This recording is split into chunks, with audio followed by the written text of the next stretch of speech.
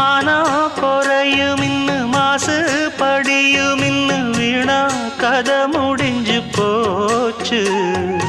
ஈசான மூலையில லேசான பள்ளி சத்தம் மாமன் பேர சொல்லி பேசுது. ஆறாத சோகந்தன்ன தீராம சேர்த்து வச்சு ஊரும் சேர்ந்து என்ன ஏசுது.